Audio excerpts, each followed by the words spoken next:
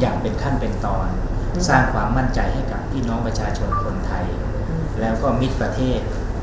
ที่เรามีพันธสัญญาซึ่งกันและกันอันนี้คืองานหลักและที่สำคัญก็คือทุกเรื่องราวของรัฐบาลคสช.สนับสนุนตอบสนองทำงานร่วมกันนะครับไม่ว่าจะเป็นท่านผู้จัดการเหล่าทัพซึ่งคุมกำลังส่วนต่างๆแล้วก็หน่วยงานต่างๆที่เกี่ยวข้องในภาพรวมของคสช.ก็ต้องทำงานตอบสนองนโยบายรัฐบาลด้วยนะครับพี่ถ้าให้เปรียบระหว่างรัฐบาลกับคสช.เป็นเหมือนอะไรกัน ส่วนไหนของร่างกายหรือความเป็นมาของคสช.เกิดมาก่อนใช่ไหมล่ะครับแล้วก็มาเป็นรัฐบาล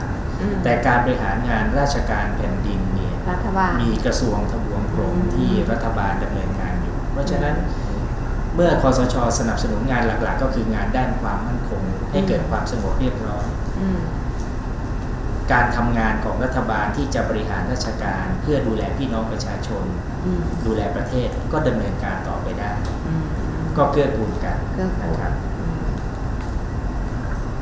พี่จิบทำได้ที่เอาได้ไม่